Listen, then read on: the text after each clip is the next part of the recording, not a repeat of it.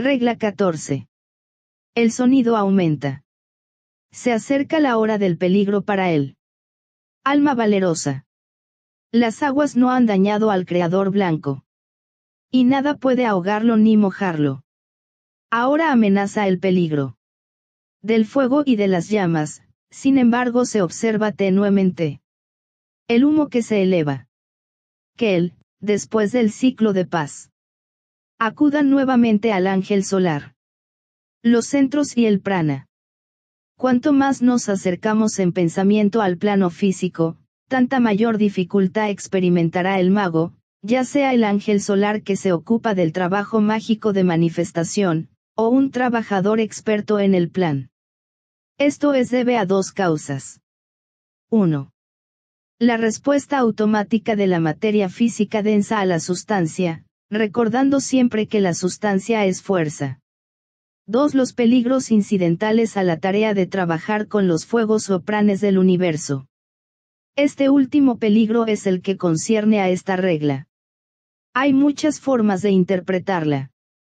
Podemos estudiar el trabajo del ángel solar cuando se acerca al plano físico denso para encarnar, y llegar hacia ese punto crítico de su trabajo creador donde la triple envoltura está en la etapa que debe inevitablemente hacer contacto con el aspecto materia, etapa en la cual, expresando esta verdad en términos ocultos, literalmente lo induce a vestirse y desaparecer dentro de la luz del día. El hombre espiritual está ahora velado por una envoltura mental o por un fuego. Está envuelto en una niebla aquosa, expresión antigua que se refiere a la gran ilusión. Este término transmite no solo el concepto de la posesión de un cuerpo astral o acuoso, sino que también presenta a la mente el efecto que ese cuerpo tiene que producir sobre el oculto ángel solar, el cual mira a través del fuego y de la niebla y ve distorsión y reflexión, y aquello que extravía. Además de las envolturas de fuego y niebla, se ha revestido de una red externa estrechamente entrelazada de corrientes de fuerza.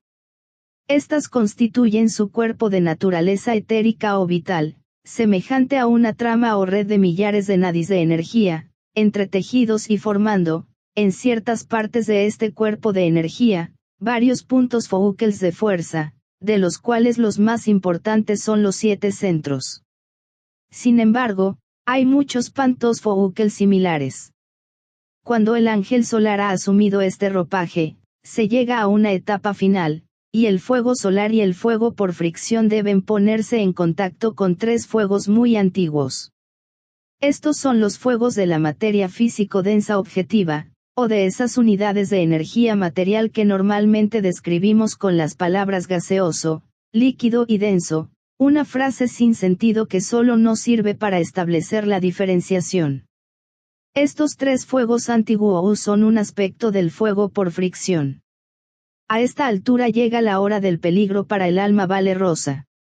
Es el momento en que el alma debe unificar el cuerpo etérico y la envoltura gaseosa, aspecto superior de la envoltura físico-densa, el instrumento de manifestación orgánica tangible.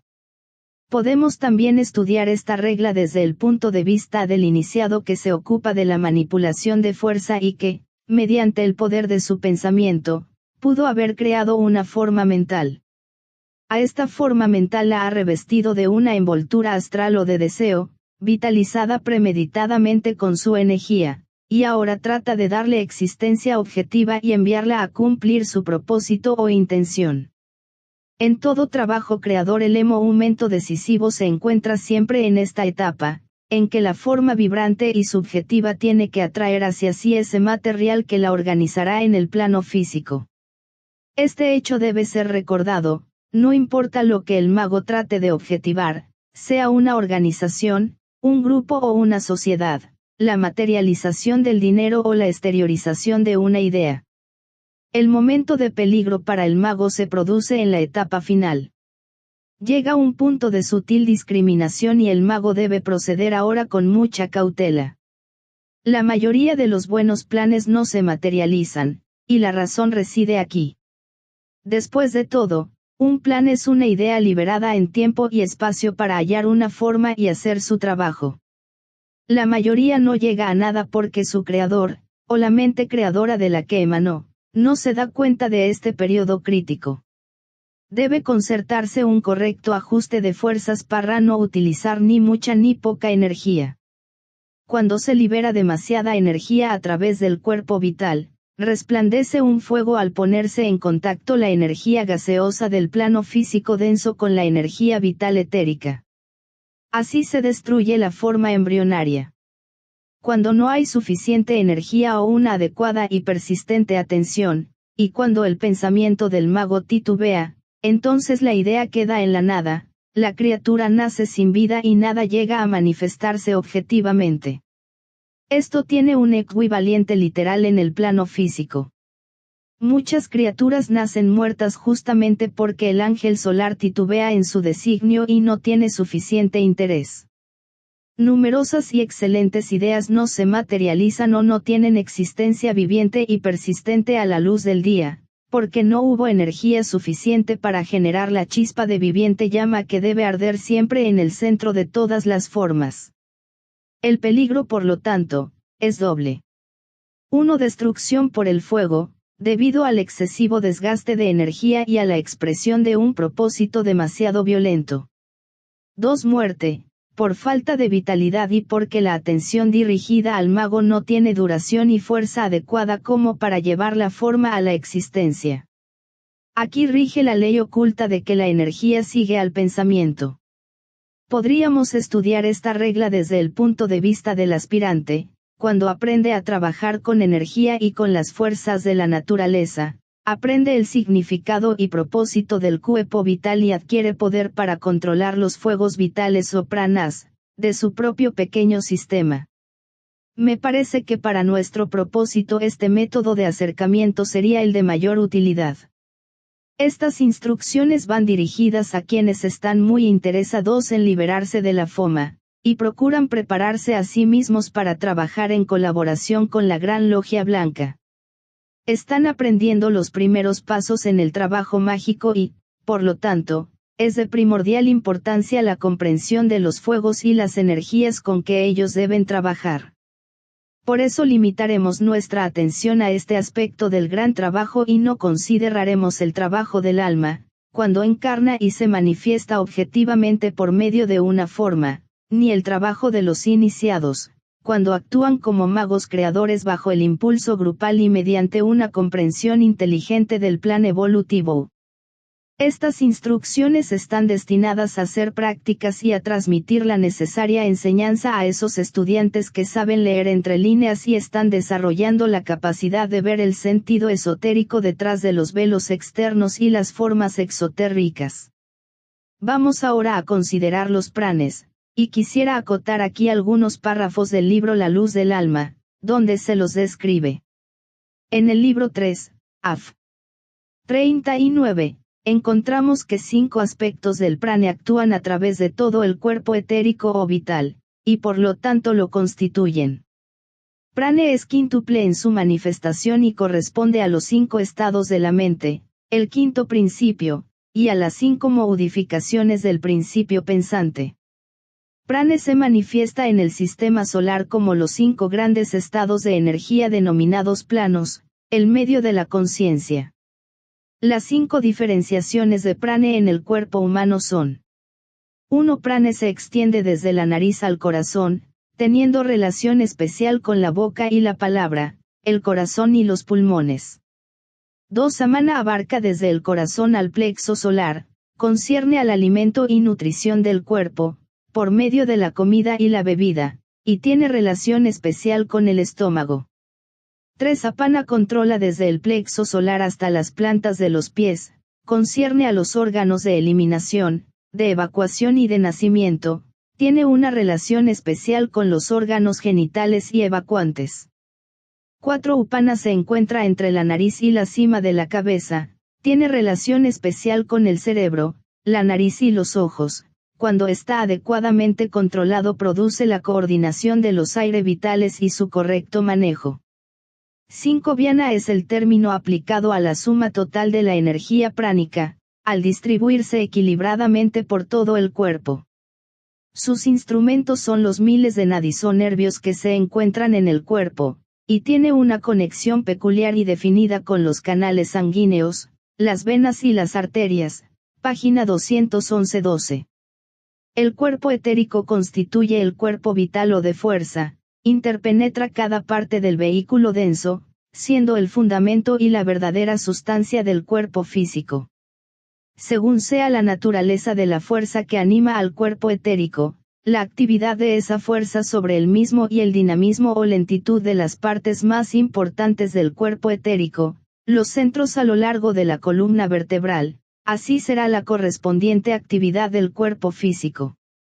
En forma similar, y simbólicamente según la plenitud del aparato respiratorio y su capacidad para oxigenar y purificar la sangre, así será la salud o plenitud del cuerpo físico denso.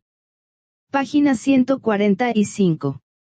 Encontramos también que las fuerzas que componen el cuerpo vital o los diversos pranes de que está compuesto, emanan del aura planetaria.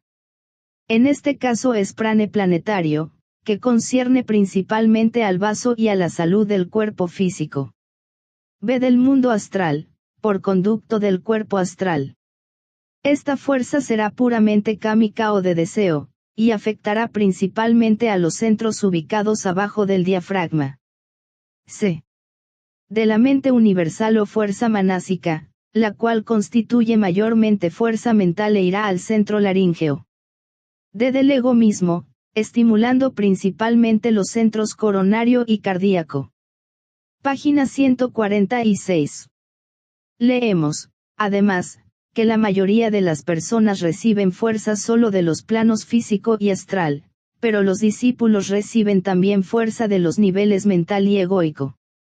Finalmente leemos. Podrá ser de ayuda para el estudiante comprender que el correcto control del prana implica el reconocimiento de que la energía es la suma total de la existencia y de la manifestación, y que los tres cuerpos inferiores son cuerpos de energía, constituyendo cada uno el vehículo para un tipo superior de energía, y son también transmisores de energía. Las energías del hombre inferior constituyen las energías del tercer aspecto, el aspecto Espíritu Santo o Brahma. La energía del hombre espiritual constituye la energía del segundo aspecto, la fuerza crística o búdica. La finalidad de la evolución en la familia humana es llevar esta fuerza crística o principio búdico, a su plena manifestación en el plano físico, mediante la utilización de la triple envoltura inferior. Página 150. Esto proporciona un panorama general del tema en consideración y también imparte los hechos elementales sobre los cuales nuestros pensamientos están basados. Es evidente, por lo tanto, a medida que estudiamos lo procedente, que el aspirante debe hacer tres cosas. Primero, aprender la naturaleza de las energías sopranes, que han traído su creación mágica, el cuerpo físico, a la manifestación, o lo mantienen en tales condiciones que pueden no alcanzar rápidamente el objetivo espiritual de su alma. Esta lección implica a llegar a un conocimiento de esas fuerzas que son especialmente poderosas en su vida y que aparentan dirigir sus actividades. Esto le traerá el conocimiento de los centros de su cuerpo etérico que están despertando y de los que no lo están. Todos los aspirantes deben comprender esto antes de poder consagrarse al Vededir o entrenamiento para el discipulado. B. Captar la relación entre estas fuerzas de la naturaleza que ha tomado para su propio uso, y que constituyen la suma total de sus energías personal, mental, sensoria, vital, y esas mismas fuerzas que se hallan en el mundo natural y rigen la manifestación del macrocosmos. Se aprender a trabajar con estas energías en forma inteligente para llevar a cabo tres acontecimientos. Una armoniosa colaboración con su propio ángel solar, a fin de que las fuerzas solares puedan imponer su ritmo sobre las fuerzas lunares. Una inteligente respuesta y afiliación con el grupo de trabajadores del mundo, que en un momento dado han emprendido el trabajo de dirigir, por el poder del pensamiento, las fuerzas de la naturaleza y así llevan todo el cuerpo creador adelante, en línea con la intención divina. La producción en el plano físico de una personalidad adecuada a su tarea creadora, capaz de adoptar esas formas de actividad que emanan de la mente, lo cual le permitirá llevar adelante el trabajo de los agentes dirigentes. Segundo, aprender a vivir como alma y, por lo tanto, libre de identificación alguna con la naturaleza corporal. Esto traerá tres cosas. A la capacidad de penetrar en la conciencia de la cabeza, y desde ese punto elevado dirigir la vida del yo personal. B. El poder pasar, a través de los distintos centros del cuerpo, esas fuerzas y energías universales necesarias para el trabajo mundial. Esto debe hacerse conscientemente y con pleno conocimiento de la fuente de donde provienen, de las modalidades de su actividad y del propósito para el cual deben ser utilizadas. Esto implica también saber qué fuerza está relacionada con un centro, y por consiguiente, implica la necesidad de desarrollar los centros, llevarlos a un estado de potencia y armonizarlos en un ritmo unificado. C. La capacidad, por lo tanto, de trabajar a voluntad por intermedio de algún centro particular. Esto es solo posible cuando el alma puede morar como regente en el trono entre las cejas, y cuando el fuego Kundalini ha sido elevado ocultamente. Este fuego tiene que ascender, a través de la red que separa un centro de otro, al dorado centro de poder. Tercero, estudiar las reacciones que puede producir sobre los demás, cualquier energía que él exprese mediante su personalidad, o si es un iniciado, un trabajador consciente del plan, puede tener el privilegio de utilizar o transmitir. Por un intenso estudio del efecto personal ejercido sobre sus semejantes, y mientras vive, piensa, habla y actúa entre ellos, aprende la naturaleza de ese tipo de fuerza que puede fluir a través de él. Por lo tanto, puede llegar a comprender su tipo, cualidad, fortaleza y rapidez. Estas cuatro palabras merecen ser consideradas y dilucidadas.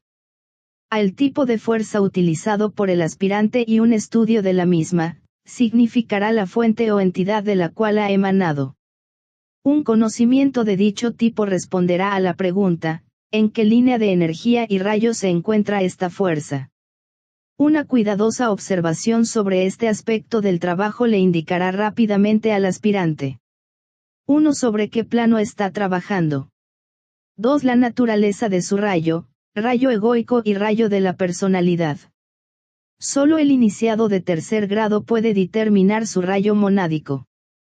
3. El tattva especial, en el cual está implicado. 4. El centro a través del cual puede estar transmitiendo la fuerza. Es evidente, por lo tanto, que el estudio de los tipos de energía será de utilidad práctica y no dejará de considerar parte al gane de la naturaleza del estudiante. Reflexionen un momento sobre las lecciones que puede aprender el hombre que somete la energía verbal, por ejemplo, al escrutinio del regidor interno, a quien después de tomar parte en las conversaciones y comentarios de la vida diaria se formula las preguntas siguientes. ¿Qué tipo de energía empleé hoy al hablar? ¿Qué fuerza utilicé en el contacto con mis semejantes? Tal vez quieran que ilustre esto. Trataré de hacerlo. Simplificaré todo aquello considerado abstruso y difícil. Que el estudiante se pregunte a sí mismo, si la posición que mantuvo mentalmente y las palabras que pronunció en algún momento especial, fueron impulsadas por el deseo de imponer su voluntad sobre los oyentes. Esta imposición de su voluntad podría ser correcta o incorrecta. Si fue correcta, significa que habló bajo el impulso de su voluntad espiritual, que sus palabras estarían de acuerdo con el propósito e intención de su alma y regidas por el amor y, por lo tanto, deberían ser constructivas, provechosas y paliativas. Entonces su actitud sería de desapego y sin ningún deseo de aprisionar la mente de su hermano. Pero si sus palabras fueron inducidas por propia voluntad y por el deseo de imponer sus ideas sobre otras personas y destacarse ante su presencia o obligarlas a estar de acuerdo con sus conclusiones, su método sería entonces destructivo, dominante, agresivo, violento, descortés, torpe e irritable, según sus tendencias e inclinaciones personales. Esto indicaría la utilización correcta o incorrecta de la fuerza de primer rayo. Si el tipo de fuerza que maneja es de segundo rayo, puede someterlo también a un análisis similar. Entonces hallará que está basado en el amor grupal, servicio y compasión, o en el anhelo egoísta de ser admirado, o en el sentimentalismo y el apego. Sus palabras se lo develarán si las estudia cuidadosamente. Del mismo modo, si utiliza la fuerza de tercer rayo en forma personal, será tortuoso en sus proposiciones, sutil y avieso en sus argumentos, manipulará las relaciones con sus semejantes, interferirá en todo, tratará de arreglar el mundo, manejará las vidas de otras personas, o tomará tan firmemente las riendas del gobierno, en beneficio personal, que sacrificará todo y a todos para sus propios fines. Sin embargo, si es un verdadero discípulo y aspirante, trabajará con el plan y manejará la fuerza de tercer rayo para llevar a cabo los propósitos amorosos de la realidad espiritual. Será activo y su palabra transmitirá la verdad, la cual conducirá a ayudar a otros, porque serán sinceras y ecuánimes. El uso de las manos. Al tratar sobre el manejo de las fuerzas, es de valor dar una breve información respecto al uso de las manos en este trabajo. Uno de los maestros ha dicho, solo mediante la mano armada o preparada, ya sea para conquistar o perecer, el místico Mouder no puede tener la esperanza de lograr su objeto. Diré algunas palabras respecto a las manos, pues en estas frases hay más enseñanza oculta de lo que parece. En uno de los libros antiguos, accesible para la instrucción de discípulos, se encuentran estas palabras. La mano armada es una mano vacía y esto protege a su poseedor de las acusaciones de sus enemigos. Es una mano libre de la mácula de los 4 males simbólicos: el oro, la lujuria, el puñal y el dedo incitador.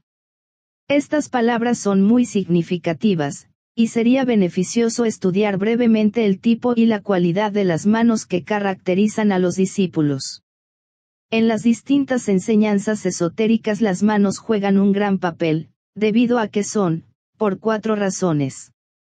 1. El símbolo de la adquisición. 2. Centros de fuerza. 3. Las que esgrimen la espada. 4. Empleadas en forma altruista. A. Instrumentos de curación. B. Medios para hacer girar ciertas llaves. Viéndolas como símbolos de adquisición, debe recordarse que el hombre común las emplea para asir y retener y adquirir lo que quiere para sí y para satisfacer sus deseos egoístas. En el hombre espiritual las manos todavía son el símbolo de la adquisición, pero solo toman lo que necesitan para ayudar al grupo y liberar inmediatamente lo adquirido para ese fin. El iniciado no retiene nada para sí. El salvador de la raza puede utilizar todo lo que está acumulado en el divino depósito, pero no para sí mismo, sino para quienes trata de ayudar. Como centros de fuerza las manos desempeñan un papel muy importante, y esto es poco comprendido. Es un hecho oculto que las manos de un discípulo, una vez que ha alcanzado tal adquisición, basada en el trabajo grupal altruista, se convierten en transmisores de energía espiritual. La imposición de las manos no es una frase trivial ni está limitada solamente a las operaciones del apostolado de cualquier fe. La imposición de las manos, ocultamente, puede ser estudiada bajo 4 aspectos. 1. En la curación. En este caso la fuerza que fluye a través de las manos viene de una fuente dual y por medio de 2 centros etéricos, el vaso y el corazón. 2. En la estimulación de un centro específico. La energía empleada en este caso viene de la base de la columna vertebral y de la garganta y debe ir acompañada de palabras apropiadas. 3. En el trabajo de vincular al hombre con su ego.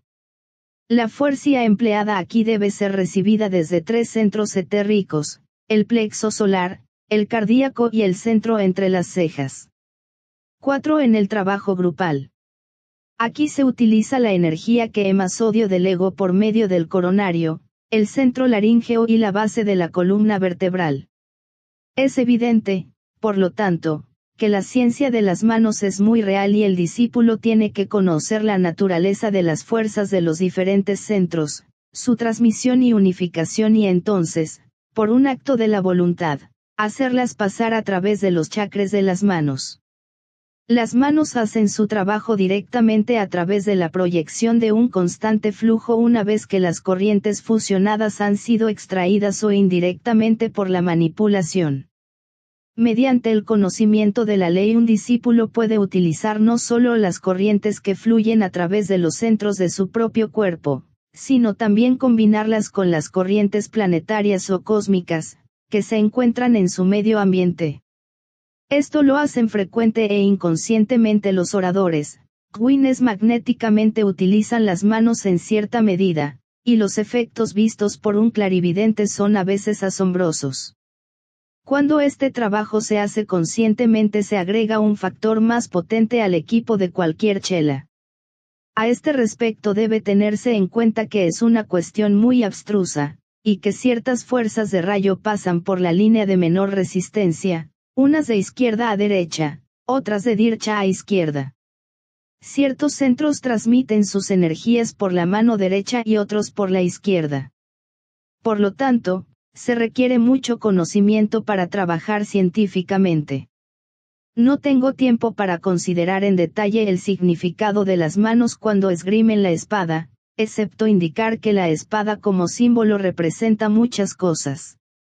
1. La afilada espada de doble filo, es la facultad discriminadora que llega hasta las raíces del ser del chela y separa lo real y verdadero de lo irreal y falso.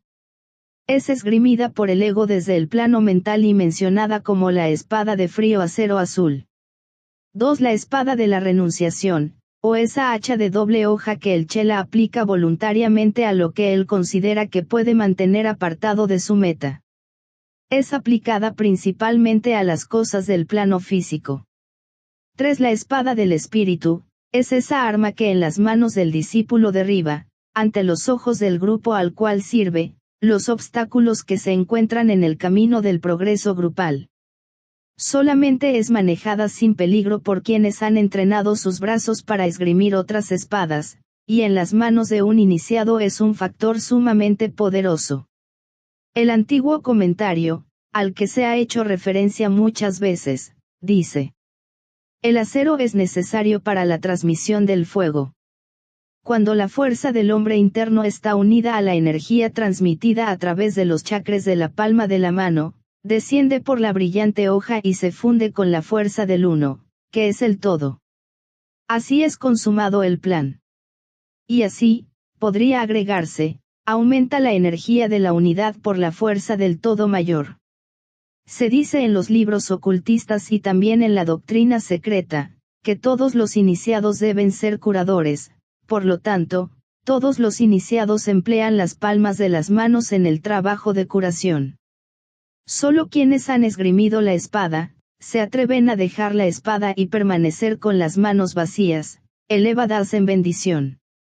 Solo la mano armada puede ser utilizada sin peligro en el trabajo de salvación, solo quienes han tomado el reino del cielo por la fuerza y son conocidos ocultamente como los seres violentos pueden tomar de la provisión celestial y emplearla en el trabajo de curación.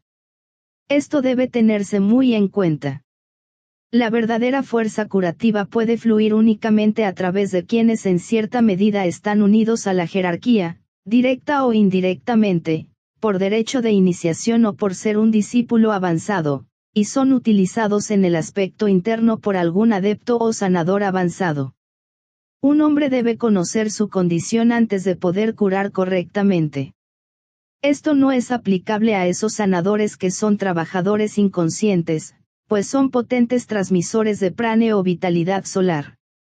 Son legión y hacen mucho bien, aunque a veces la energía que transmiten sirva para estimular erróneamente. En lo que concierne al empleo de las manos para hacer girar las llaves, haré simplemente una sugerencia. Las manos de quienes han aprendido el arte de los centros, la significación de las manos en el servicio, el manejo de la espada y las 4 posiciones en que las manos se dedican al servicio grupal, son las que pueden hacer girar la llave de la puerta de la iniciación. Estudien, por lo tanto, el tipo de fuerza que manejan usualmente, conozcan la línea de rayo de donde proviene la energía, y llegarán así a un conocimiento más verdadero de ustedes mismos y de su capacidad interna. Averigüen asimismo el tipo de energía que les puede faltar y cómo pueden perfeccionar su equipo. La cualidad de la fuerza utilizada depende necesariamente del rayo del cual puede emanar. Me piden que diferencie las palabras tipo y cualidad. Diría que el tipo de fuerza indica el aspecto vida, mientras que la cualidad señala el aspecto conciencia, y ambas son aspectos de la entidad o ser, que constituye la encarnación de un rayo. El tipo se manifestará principalmente mediante lo que podríamos llamar dirección dinámica y por su poder de producir un efecto. Esto por supuesto tiene que ir unido a una correcta cualidad y habilidad en la acción. La cualidad le indicará su poder de acercamiento atractivo. Tiene un aspecto más magnético que el tipo. Los estudiantes pueden llegar a conocer la cualidad de la fuerza que utilizan, observando lo que atraen hacia sí, tanto en las circunstancias y en las personas, como en sus reacciones ante lo que el estudiante pueda decir o hacer. En el tipo prevalece más el aspecto voluntad, en la cualidad se encuentra principalmente el aspecto deseo. Es una verdad profunda aquella de que, según los deseos de un hombre, así serán las formas de vida que como imán, atraerá hacia sí. C. La fortaleza de una fuerza especial nos lleva nuevamente a la regla que estamos estudiando, porque involucra en sí, el factor de verdadera persistencia, y hemos visto anteriormente que la emergencia a la vida funcional y de actividad de cualquier forma, depende de la persistente atención de su creador. La energía puede ser utilizada dinámica o constantemente, y los efectos de estos dos modos de aplicación de la energía, difieren. Uno es principalmente utilizado en trabajo destructivo, y este es el método dinámico. Hay, por ejemplo, ciertas palabras dinámicas de poder que cuando son empleadas por los creadores destructors, efectúan la destrucción de formas. Con dichas palabras los aspirantes no tienen nada que hacer.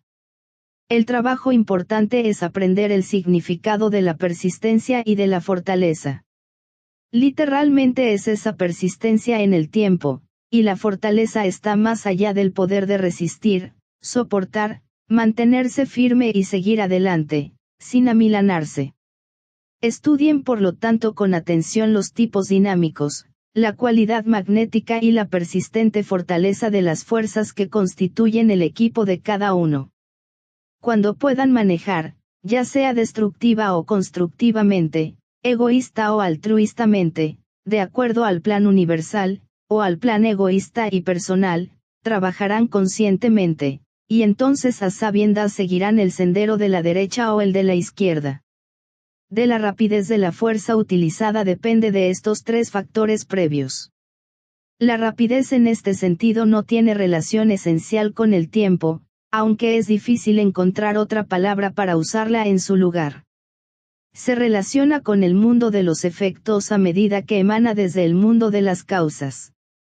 Tiene quizás, esencialmente, una relación con la verdad, porque cuanto más verdadero es un impulso y cuanto más clara es la comprensión del propósito subjetivo, tanto más automáticamente será seguido por el correcto impacto y dirección de la fuerza. Tal vez la rapidez podría traducirse más correctamente por las palabras correcta dirección porque allí donde hay correcta dirección, verdadera orientación, exacta comprensión de propósito y reconocimiento del tipo de fuerza requerida, entonces hay un efecto instantáneo. Cuando el alma haya registrado la cualidad deseada y posea la fortaleza del Eterno y la persistencia de aquel que ha sido desde el principio, el proceso de expresión de la fuerza y la relación entre causa y efecto, serán espontáneos y simultáneos y no correlativos. Esto difícilmente puede ser comprendido por quienes aún no poseen la conciencia del Eterno ahora. Pero este efecto espontáneo y simultáneo es la clave de todo el trabajo mágico, y estas cuatro palabras tipo, cualidad, fortaleza y rapidez abarcan la historia del mago blanco. No me atrevo a dar nada más, ni me es permitido hablar con mayor claridad. Muy pocos están aún capacitados para ser magos, y pocos quizás afortunadamente han despertado los 7 centros para trabajar libremente en los 7 planos y con los 7 tipos de energías de rayo. Quisiera señalar que estos 4 aspectos de energía pueden ser estudiados por el aspirante en su propia naturaleza. En el plano físico él es aparentemente la causa iniciadora, y a medida que trabaja con estas energías ellas provocarán respuesta y reacción de quienes sienten su impacto y demuestran su efecto. Por lo tanto, no es verdad que trabajamos y vivimos en un mundo de fuerzas. No es necesario algún campo distante o dominio especial en el cual vivir, aprender y trabajar, pues habitamos en un mundo de fuerzas y energías. Nosotros mismos constituimos unidades de fuerza o energía, y manejamos fuerza, habiéndolo o no, durante las 24 horas del día. El campo de nuestro entrenamiento ocultista es el mundo, y también el mundo de nuestras peculiares circunstancias y medio ambiente. El recorrido del camino. Hemos visto, a medida que consideramos esta regla, que en el trabajo mágico el aspirante ha alcanzado el punto culminante de la objetividad. Se esfuerza por llegar a ser un creador mágico y llevar a cabo 2 cosas. 1. Crear de nuevo su instrumento o mecanismo de contacto, a fin de que el ángel solar tenga un vehículo adecuado para la expresión de la realidad. Hemos observado que esto involucra correcto tipo, cualidad, fortaleza y rapidez. 2. Construir esas formas subsidiarias de expresión en el mundo externo mediante las cuales la energía encarnada, fluyendo a través de las envolturas nuevamente creadas, puedan servir al mundo.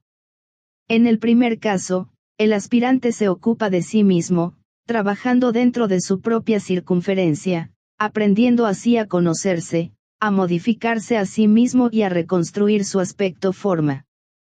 En el otro caso, está aprendiendo a ser un servidor de la raza, y a construir esas formas de expresión que encarnarán las nuevas ideas, los principios emergentes y los nuevos conceptos que deben regir y perfeccionar nuestro progreso racial. Recuerden que ningún hombre puede ser un discípulo, en el sentido que el maestro da a esta palabra, si no es un precursor. Responder a la verdad espiritual, experimentar placer en ideales avanzados y aceptar con agrado las verdades de la nueva era, no constituye el discipulado. Si fuera así, las filas de los discípulos se llenarían rápidamente, y esto desgraciadamente no es el caso. Lo que caracteriza al aspirante, que está en el umbral del discipulado aceptado, es la capacidad de comprender las próximas realizaciones que se hallan ante la mente humana, es el poder, moldeado en el crisol de la extraordinaria experiencia interna, de ver la visión inmediata y captar esos conceptos que la mente necesariamente debe revestir, dando al hombre el derecho de ser un trabajador reconocido del plan, reconocido por los grandes seres, si no lo es por el mundo, es el logro de esa orientación espiritual, mantenida firmemente aunque haya perturbación externa en el plano físico de la vida que significa para quienes observan y buscan trabajadores, poder confiar a un jambri algún pequeño aspecto del trabajo emprendido por ellos, es la capacidad de sumergirse, perdiendo de vista al yo inferior personal, en la tarea de guiar al mundo bajo el impulso del alma, lo cual eleva a un hombre desde el rango de místico aspirante hasta el de ocultista práctico, aunque místicamente orientado. Este trabajo intensamente práctico, en el que estamos comprometidos, es de tal proporción que ocupará la atención y el tiempo de un hombre, incluso toda su vida de pensamiento, y lo conducirá a una expresión eficiente en su tarea personal, impuesta por las limitaciones kármicas y las tendencias heredadas, y a una firme aplicación en el trabajo creador y mágico. El discipulado es una síntesis de arduo trabajo, desenvolvimiento intelectual, constante aspiración y orientación espiritual, además de cualidades poco comunes de positiva inofensividad y el ojo abierto que ve a voluntad en el mundo de la realidad. Al discípulo deben hacérsele notar ciertas consideraciones que para mayor claridad detallaremos. Para llegar a ser un adepto le será necesario al discípulo 1. Investigar el camino. 2. Obedecer los impulsos internos del alma. 3. No prestar atención a algunas consideraciones mundanas. 4. Vivir una vida ejemplar para los demás. Estos 4 requisitos podrán parecer fáciles de realizar, en la primera superficial lectura, pero si se estudian cuidadosamente será evidente por qué un adepto es la rara eflorescencia de una generación de investigadores. Consideraremos cada uno de estos 4 puntos. 1. Investigar el camino. Uno de los maestros ha dicho que toda una generación de investigadores puede producir un solo adepto. ¿Por qué será así? Por 2 razones. Primero, el verdadero investigador es aquel que aprovecha la sabiduría de su generación, es el mejor producto de su periodo particular y, sin embargo, permanece insatisfecho y con el anhelo interno de adquirir sabiduría. Para él existe algo de mayor importancia que el conocimiento y algo superior a la experiencia ya acumulada de su propio periodo y tiempo. Sabe que tiene que dar un paso adelante y lo hace para obtener y agregar algo a lo ya adquirido por sus colegas. Nada lo satisface, hasta que encuentra el camino, y nada sacia el deseo desde el centro de su ser, excepto lo que se halla en el hogar del Padre. Es lo que es, porque habiendo probado todos los caminos menores, los ha encontrado deficientes, y habiéndose sometido a muchos guías, solo ha encontrado ciegos conductores de ciegos. No le queda más que convertirse en su propio guía y hallar por sí solo el camino al hogar. De esa soledad que es el sino de todo verdadero discípulo, nace ese conocimiento y confianza en sí mismo, que lo capacitará a su vez para ser un maestro. Esta soledad no es debida al espíritu de separatividad sino a la condición del camino mismo. Los aspirantes deben tener presente esta diferencia. Segundo, verdadero investigador es quien posee ese valor poco u común, que permite a su poseedor permanecer erguido y emitir su propia clara nota en medio del alboroto del mundo. Es aquel que, mediante el ojo entrenado, ve más allá de las nieblas y las miasmas de la tierra, hasta ese centro de paz que preside todos los acontecimientos terrestres, y mediante el oído atento y entrenado, habiendo captado un susurro de la voz del silencio, se mantiene a tono con esa alta vibración y, por consiguiente, está sordo a las seductoras voces menores. Esto nuevamente trae soledad y produce el alejamiento que sienten las almas menos evolucionadas cuando están en presencia de otras más avanzadas. Una situación paradójica tiene lugar cuando se le indica al discípulo que investigue el camino, y sin embargo nadie se lo señala. Quienes conocen el camino no deben hablar, pues saben que el sendero es construido por el aspirante, así como la araña teje su tela desde el centro de su propio ser. Únicamente de este modo llegan a florecer como adeptos aquellas almas que en una generación dada han apisonado a solas el lague de la ira de Dios o que en otras palabras han expiado a solas su karma y han aceptado inteligentemente la tarea de recorrer el sendero. 2. Obedecer los impulsos internos del alma. Hacen bien los instructores de la raza en enseñar al neófito la práctica de la discriminación y entrenarlos en la ardua tarea de distinguir entre el instinto y la intuición. Ve la mente superior y la inferior. El deseo y el impulso espiritual. De la aspiración egoísta y el incentivo divino. El impulso emanado de los señores lunares y el desenvolvimiento del señor solar. No es tarea fácil o halagadora, descubrirse a sí mismo y encontrar que quizás hasta el servicio prestado y nuestro anhelo de estudiar y trabajar, tuvieron un origen básicamente egoísta, o se han basado en un deseo de liberación o desagrado por los deberes cotidianos. El que trata de obedecer los impulsos del alma debe hacer un análisis exacto y honesto de sí mismo, cosa realmente rara en estos días. Que se diga a sí mismo tengo que ser veraz con mi propio ser y, en la intimidad y en el secreto de su propia meditación, tratar de no pasar por alto falta alguna, ni disculparse nada a sí mismo. Que aprenda a diagnosticar sus propias palabras, actos y móviles, y a llamar a todas las cosas por su verdadero nombre.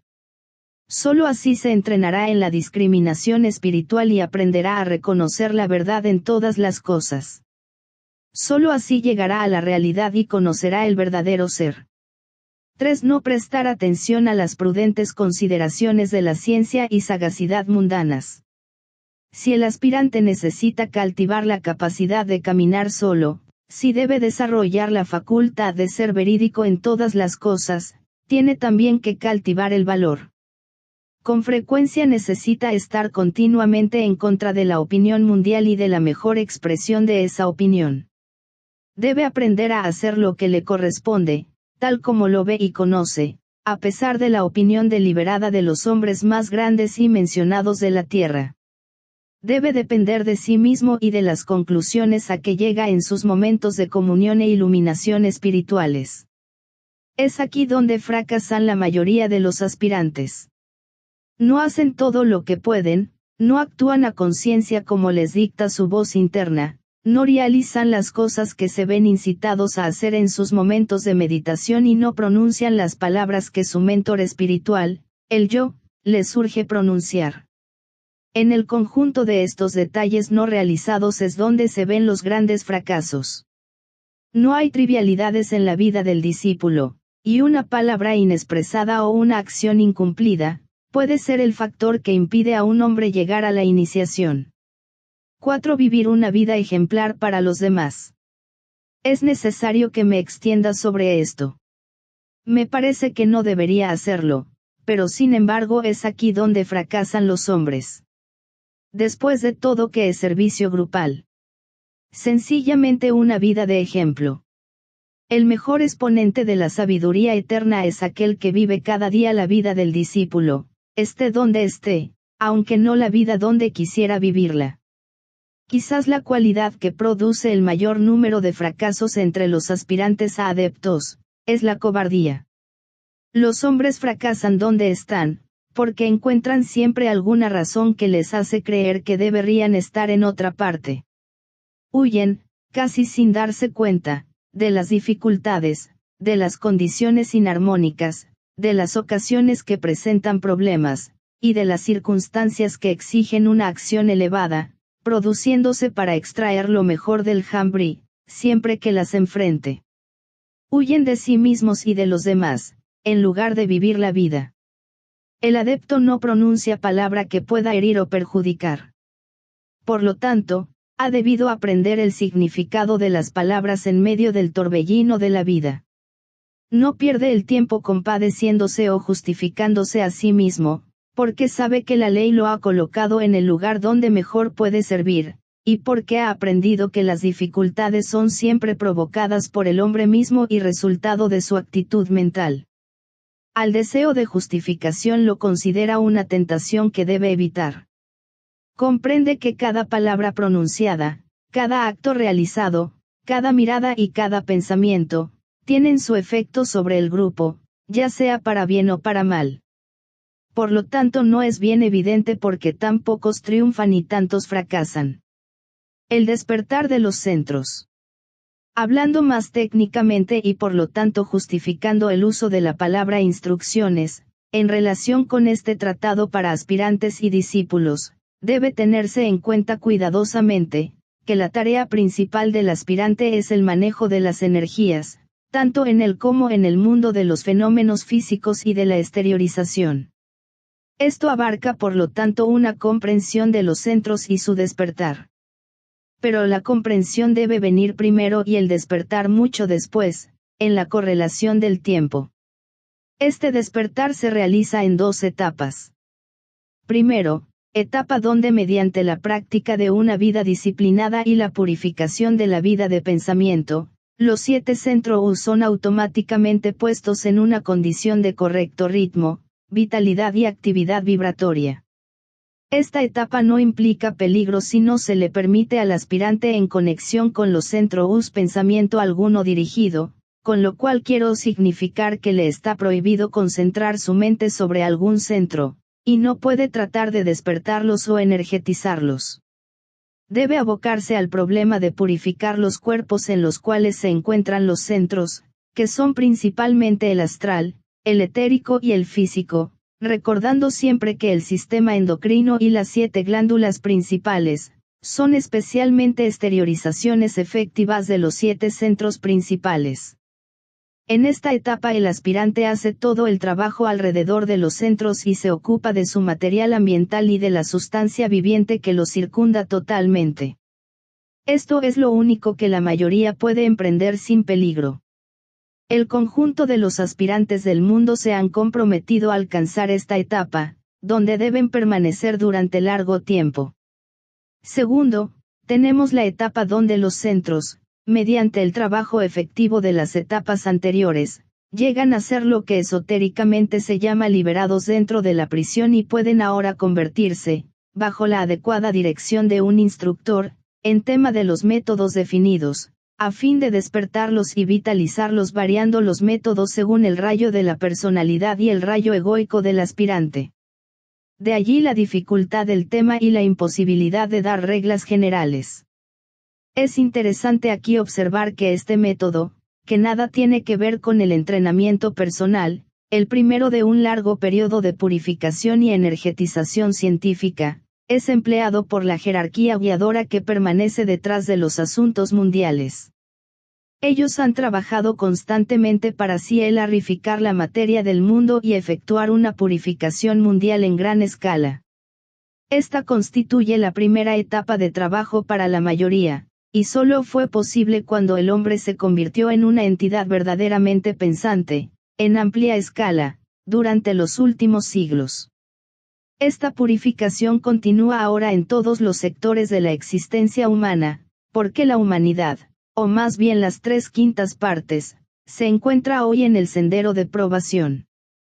Por medio de los movimientos para el bienestar y la elevación de la humanidad y la difusión de la obra de sanidad, el trabajo avanza en el plano físico, por las conmociones políticas que revelan los abusos, mediante el descontento económico que, después de todo, es un esfuerzo por cambiar lo indeseable para dar al ente humano condiciones de vida que conduzcan a pensar, y de allí a ser controlados por el alma, a través de la propaganda religiosa y los esfuerzos de las numerosas organizaciones y grupos de todo el mundo, que mantienen en la mente de los hombres lo que se puede llamar simbólicamente la esperanza del cielo, empleando la palabra cielo como símbolo de perfección y pureza, y el trabajo de esta etapa avanza firmemente. Tanto éxito ha tenido, que ahora las inmundicias e impurezas que rodean al alma mundial y mantienen a la humanidad apartada de su verdadera expresión, son conocidas y reconocidas, y hay por consiguiente un constante impulso hacia el mejoramiento. Todo ha sido llevado a la superficie, y el resultado parece aterrador e incontrolable para quienes solo ven la superficie. Pero por debajo fluye poderoso el profundo río de la pureza y de la verdad. El éxito del movimiento mundial hacia la vida pura y la destrucción de eso que lo impide, se evidencia en el trabajo de la segunda etapa que ahora está en proceso de iniciarse.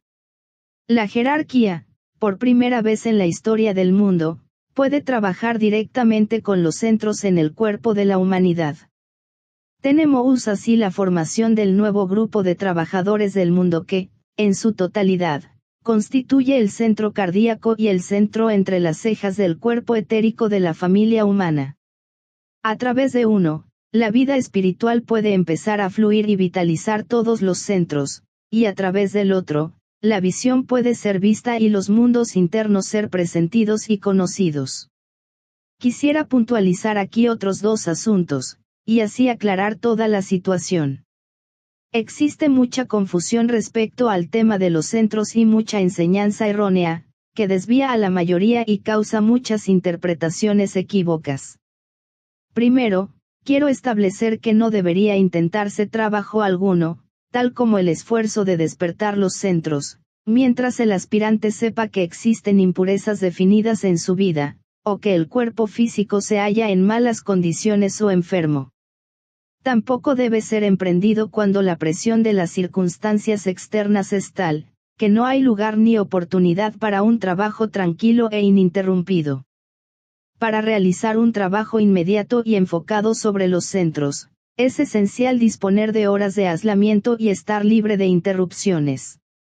Recalco esto con insistencia para demostrar al estudiante ansioso que en este periodo de la historia hay muy pocos cuyas vidas permiten esta reclusión. Sin embargo, es una circunstancia muy beneficiosa y no debe lamentarse. Solo 1 de cada 1000 aspirantes está en la etapa en que debería empezar a trabajar con la energía de sus centros, y quizás aún estimo que es demasiado optimista. Es mucho mejor que el aspirante sirva, ame, trabaje y se discipline a sí mismo, dejando a sus centros desarrollarse y desenvolverse con más lentitud y por lo tanto con menos peligro. Se desarrollarán inevitablemente, y el método más lento y seguro es, en la mayoría de los casos, el más rápido. Desarrollo prematuro implica mucha pérdida de tiempo y trae, con frecuencia, la simiente de prolongados trastornos.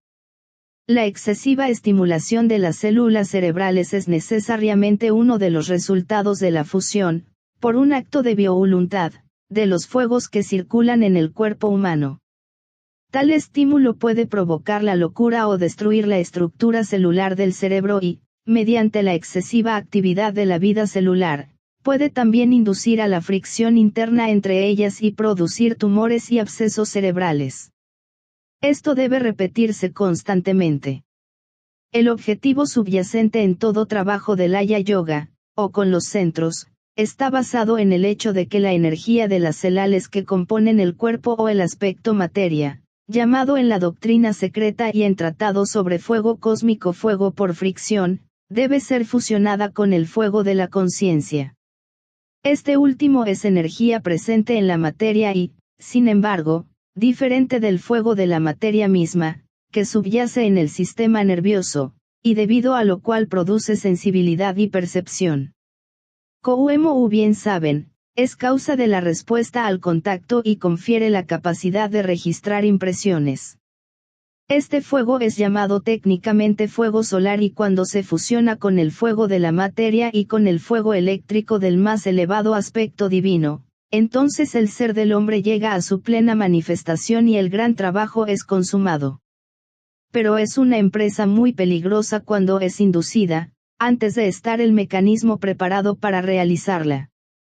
Esta triple fusión puede ser emprendida sin peligro, únicamente por una persona altamente organizada y perfecta, y por quien haya adquirido la capacidad de enfocar su atención en la cabeza y, desde dicho punto, puede dirigir todo el proceso de fusión. Implica la capacidad de retirar la conciencia en el cuerpo etérico y al mismo tiempo mantener con pleno conocimiento un punto de contacto en la cabeza y, desde ese punto, dirigir al autómata, el cuerpo físico. Presupone, en caso de tener éxito, ciertas condiciones etéricas en el cuerpo. Una de estas es el proceso de quemar o destruir, parcial o completamente, cualquier obstáculo que se encuentre en la columna vertebral que podría impedir la libre ascensión del fuego en su base, llamado comúnmente fuego Kundalini, mantenido estático, latente y en potencia en el centro más bajo. Esta es la serpiente dormida que debe ascender y desenroscarse. Cada centro de la columna vertebral está separado del de abajo y del de arriba por una red protectora entrelazada, compuesta de una curiosa mezcla de sustancia etérica y gaseosa. Esta tiene que ser quemada y disipada antes de poder actuar libremente los fuegos del cuerpo. Existe una completa malla de sodio discentros y constituye la sutil contraparte de los sistemas nervioso y endocrino. Un poco de clara reflexión sobre esto demostrará la necesidad de un cuidado excesivo, porque evidentemente hay un efecto directo sobre el mecanismo externo y este a su vez afectará definidamente lo que los psicólogos llaman conducta. Existen 4 de estas redes circulares entrelazadas, que se hallan entre los 5 centros en el centro de la base de la columna vertebral, a saber 0 diagonal 0 diagonal 0 diagonal 0 diagonal 0 diagonal, y 3 se encuentran en la cabeza. Estos 3 dividen la cabeza y forman una serie de cruces de la forma siguiente. Este símbolo se parece mucho al pabellón militar de Gran Bretaña, que siempre ha tenido un significado esotérico para el estudiante, e indica un punto en la evolución racial. Esta cruz en la cabeza separa el centro ajna, el centro entre las cejas, del centro coronario, porque está detrás de ese centro de la frente y, al mismo tiempo, forma un escudo protector entre los centros ajna y laríngeo. Estas redes etéricas son en realidad discos, rotando o girando a velocidades específicas, que difieren de los diferentes centros y de acuerdo al punto de evolución del sistema de centros involucrados. Solo cuando estas redes son quemadas por los fuegos ascendentes y descendentes, pueden ser vistos los Vedediros centros. Muchos clarividentes confunden los centros con sus contrapartes protectoras, porque las últimas tienen irradiación y luz propias. A medida que la vida alcanza una vibración acrecentadamente elevada mediante la purificación y la disciplina, el fuego del alma, que literalmente es el fuego de la mente, hace que los centros también acrecienten su vibración, y esta acrecentada actividad provoca un contacto con las protectoras redes o discos de energía pránica que están a cada lado.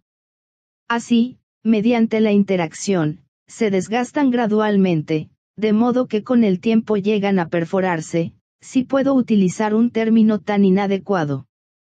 Muchos aspirantes tienen la convicción de haber despertado el fuego Kundalini en la base de la columna vertebral y que, por consiguiente, progresan rápidamente, mientras que lo único que han logrado es quemar o hacer desaparecer por fricción la red, en un punto de la columna vertebral. Una sensación de quemadura o de dolor en cualquier parte de la columna vertebral, cuando no se debe a causas fisiológicas en la mayoría de los casos, es producida por la perforación de una de las redes, mediante la actividad de los centros relacionados con ellas. Esto sucede muy frecuentemente en las mujeres en conexión con el centro plexo solar, y en los hombres en conexión con el centro sacro. Ambos centros como resultado del desarrollo evolutivo sumamente activos y altamente organizados, son la expresión de la naturaleza física creadora y del cuerpo emocional.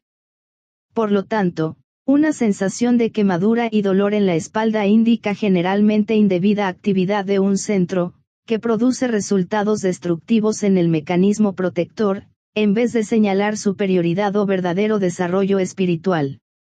Podría indicar esto último, pero debería recordarse que donde hay verdadero progreso espiritual, el dolor y el peligro son prácticamente eliminados. Se ha hablado mucho del despertar del fuego Kundalini y ha habido demasiada mala interpretación sobre la materia. Permítanme asegurarles que es sumamente difícil despertarlo, y solo puede hacerse mediante un definido acto de voluntad, intenso enfoque mental y concentrada atención del hombre, ubicado en el trono de la conciencia en la cabeza. La tradición masónica establece claramente la enseñanza, en el hermoso ritual de elevar al gran maestro masón. Solo cuando hay un quíntuple esfuerzo unido y después de repetidos fracasos, circulará la vida vivificadora a través de todo el cuerpo que da vida al Vedediro u hombre. El segundo punto que quisiera abordar es que todo este trabajo profundamente esotérico, debe hacerse únicamente bajo la dirección de un experto instructor. Se le repite al aspirante que cuando el alumno está preparado, el maestro aparece. Entonces se sienta cómodamente y espera, o se concentra para llamar la atención de algún maestro, porque cree que ya está preparado o es bastante bueno. Lógicamente, de vez en cuando, se aplica un pinchazo espiritual, y esporádicamente se ocupa del trabajo de la disciplina y la purificación. Pero el esfuerzo constante, prolongado y sin desviarse, por parte del aspirante, es muy raro. Es realmente verdad que en el momento oportuno el maestro aparece, pero ese momento oportuno depende de ciertas condiciones autoinducidas. Cuando el proceso de purificación se convierte en un hábito de toda la vida, cuando el aspirante puede, a voluntad, concentrar su conciencia en la cabeza, cuando la luz en la cabeza resplandece y los centros están activos, entonces el maestro se hará cargo del hombre.